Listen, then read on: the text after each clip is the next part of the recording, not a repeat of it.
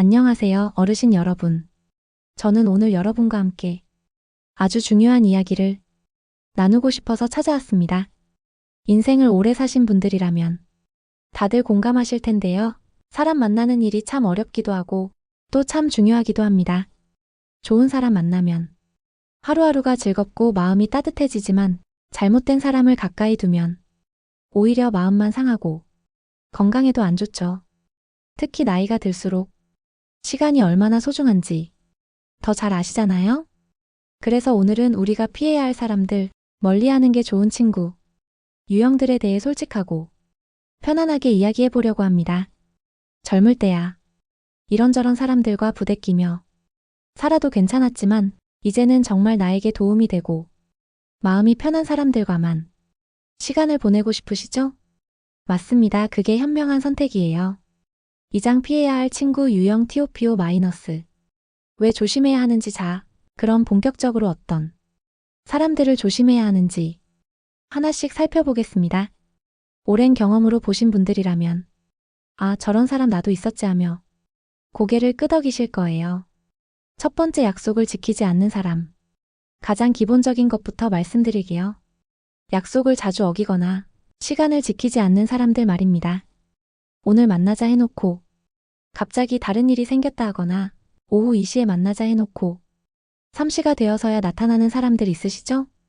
처음엔 그래, 급한 일이 있을 수 있지 하며 이해해주게 됩니다. 하지만 계속 반복되면 어떤가요? 우리 시간도 소중한 건데 마치 우리 시간은 별로 중요하지 않은 것처럼 행동하는 거예요. 특히 나이 드신 분들은 몸이 불편하신 경우도 많은데 준비하고 나갔다가 헛걸음하게 되면 정말 피곤하고 속상하잖아요. 이런 사람들과 계속 만나다 보면 스트레스만 쌓이고 만나기 전부터 또 안 올 것 같은데 하는 불안감까지 생기게 됩니다. 두 번째, 자기 이야기만 하는 사람. 대화라는 게 원래 주고받는 거잖아요. 그런데 만나기만 하면 자기 이야기만 하는 사람들이 있어요.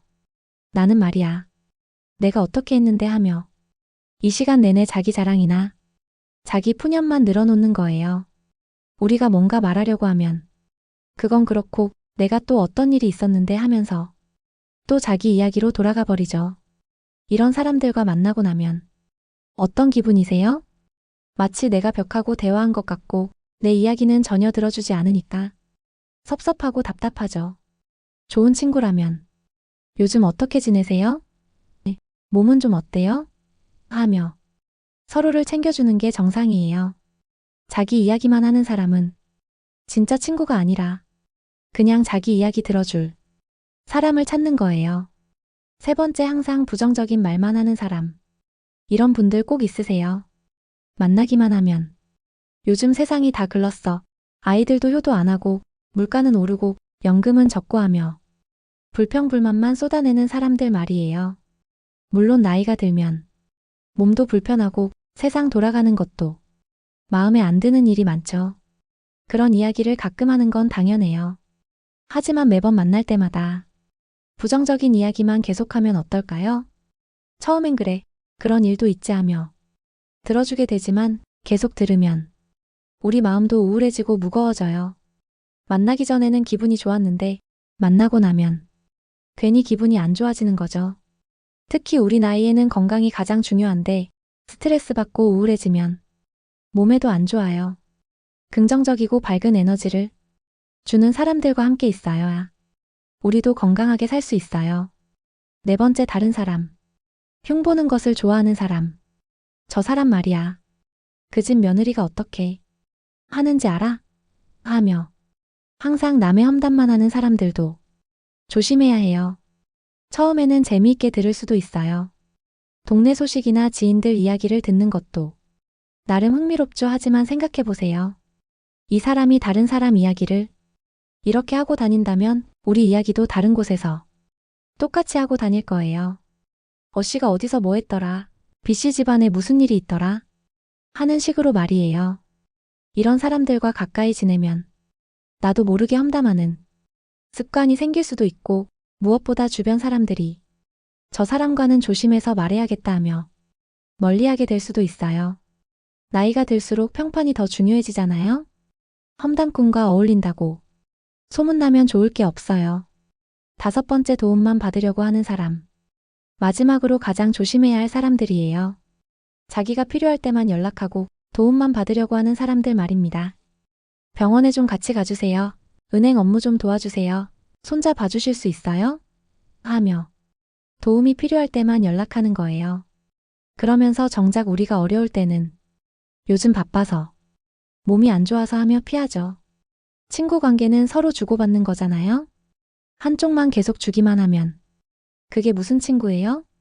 특히 나이 든 사람들끼리는 서로 의지하고 도우며 살아가는 게 중요한데 일방적으로만 받으려고 하는 사람들과는 관계를 유지하기 어려워요. 자, 이제 왜 이런 사람들을 멀리해야 하는지 더 자세히 말씀드릴게요. 젊을 때야. 그래도 사람인데 이해해줘야지 하며 참고 넘어갈 수 있었지만 이제는 다르죠. 첫째, 우리 건강이 가장 중요해요. 스트레스 받는 사람들과 계속 만나면 혈압도 오르고 잠도 안 오고 소화도 안 되잖아요. 병원비 나올 돈으로 맛있는 것 드시고 여행이라도 다녀오시는 게 훨씬 낫죠. 둘째, 시간이 아까워요. 우리한테 남은 시간이 얼마나 소중한데 마음 상하는 사람들과 시간 낭비할 필요가 있나요? 그 시간에 진짜 좋은 사람들과 즐겁게 보내거나 취미 활동이라도 하시는 게 훨씬 의미 있어요. 셋째, 주변 사람들에게도 안 좋은 영향을 줘요. 우리가 문제 있는 사람들과 어울린다고 알려지면 다른 좋은 사람들이 우리를 피할 수도 있거든요. 유유상종이라는 말이 괜히 있는 게 아니에요. 넷째, 정신건강에 해로워요. 나이가 들수록 마음의 평안이 얼마나 중요한지 아시잖아요? 우울하고 짜증나게 만드는 사람들과 어울리면 우리 마음도 점점 어두워져요. 그럼 어떻게 자연스럽게 멀어져야 할까요? 이제 실전편이에요. 어떻게 하면 상처 주지 않고 자연스럽게 거리를 둘 수 있을까요? 나이 든 사람들끼리는 더 조심스럽게 해야 해요. 섭섭한 마음 들게 하면 안 되거든요. 방법 첫 번째, 점진적으로 만남 줄이기. 갑자기 연락 안 하면 이상하게 생각하시죠? 그러니까 조금씩 줄여가세요. 일주일에 2번 만났다면, 일주일에 1번으로 1번이었다면, 2주에 1번으로 말이에요. 요즘 몸이 좀 안 좋아서 병원에 자주 가야 해서 하는 식으로 자연스러운 핑계를 대시면 돼요. 거짓말은 아니잖아요. 나이가 들면 정말 몸 관리가 중요하니까요. 방법 두 번째, 대화 시간. 줄이기. 전화 왔을 때 잠깐만 받을게요. 지금 좀 바빠서 하고 짧게 끊으세요. 만나더라도 오늘은 일찍 가봐야 해서 하며 시간을 제한하세요. 처음엔 서운해할 수도 있지만 계속 그러면 자연스럽게 적응하게 돼요. 그리고 진짜 좋은 친구라면 우리 상황을 이해해 줄 거예요. 방법 세 번째, 새로운 활동에 집중하기. 요즘 복지관에서 수영 배우고 있어서 바빠요. 등산 모임에 나가고 있어서 시간이 없어요 하면서 새로운 활동을 핑계로 대세요. 실제로 새로운 취미나 모임에 참여하시면 더 좋은 사람들을 만날 수도 있고 삶도 더 풍성해져요. 일석이조죠. 방법 네 번째, 다른 사람들과 함께 만나기. 1대1로 만나면 부담스러우니까 다른 사람들과 함께 만나는 자리를 만드세요. 그러면 그 사람의 문제 행동도 분산되고 우리도 덜 스트레스 받아요. 오늘은 다른 분들도 같이 와요 하면서 단둘이 있는 시간을 줄이세요. 방법 5번째, 솔직하게 이야기하기. 정말 가까운 사이였다면 조심스럽게 솔직하게 말씀하는 것도 방법이에요. 요즘 나이도 들고 해서 마음 편한 사람들과만 시간 보내고 싶어져요. 건강 때문에 스트레스 안 받으려고 조용히 지내려고요 하는 식으로 말이에요. 상대방도 나이가 있으신 분이라면 이해해 주실 거예요. 오히려 솔직하게 말하는 게 더 예의일 수도 있어요. 이번에는 좋은 친구를 만나는 법에 대해 말씀드릴게요. 나쁜 친구를 멀리하는 것만큼 중요한 게 좋은 친구를 만나는 거예요. 그럼 어디서 어떻게 좋은 사람들을 만날 수 있을까요? 복지관이나 경로당 활용하기. 동네 복지관이나 경로당에서 하는 프로그램에 참여해 보세요. 건강한 취미를 가진 분들을 많이 만날 수 있어요. 같은 관심사를 가진 사람들이니까 대화도 잘 통하고요. 종교활동 참여하기. 교회, 절, 성당 등에서 만나는 분들은 대체로 마음이 착하고 서로 도우려고 하시는 분들이 많아요. 믿음이 있으신 분들은 인격도 좋으시고요. 자원봉사 활동하기 몸이 허락한다면 자원봉사 활동을 해보세요. 남을 도우려는 마음을 가진 분들을 만날 수 있어요. 이런 분들은 대부분 마음이 따뜻하고 긍정적이에요. 평생학습 프로그램 참여하기. 대학에서 하는 시니어 대학이나 평생학습관 프로그램에 참여하세요. 배우고자 하는 의욕이 있으신 분들은 대화도 재미있고 긍정적이에요. 마지막으로 건강한 인간관계를 위해 우리가 가져야 할 마음가짐에 대해 말씀드리게요. 완벽한 사람은 없다는 것을 인정하기. 아무리 좋은 친구라도 완벽할 수는 없어요. 작은 단점들은 이해하고 넘어가는 마음이 필요해요. 다만 우리에게 해가 되거나 지속적으로 스트레스를 주는 행동은 다른 문제죠. 경계선 설정하기. 여기까지는 괜찮지만 여기서부터는 안 되라는 선을 분명히 그으세요. 나이가 들수록 더 중요해요. 우리 시간과 에너지는 한정되어 있으니까요. 자신의 가치를 아는 것. 우리도 소중한 사람이에요.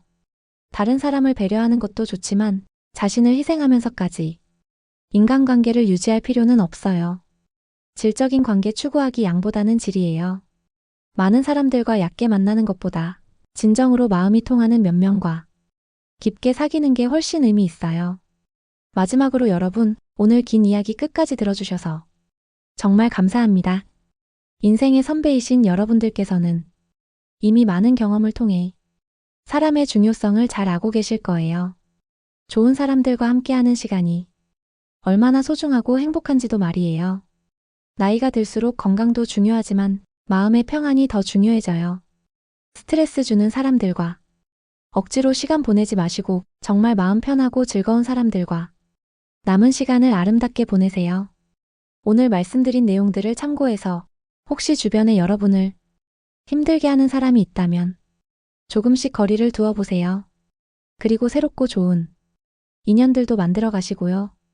여러분의 남은 인생이 정말 행복하고 평안하시길 진심으로 바랍니다. 건강하시고 오늘도 좋은 하루 보내세요. 다음에 또 좋은 이야기로 찾아뵙겠습니다. 감사합니다.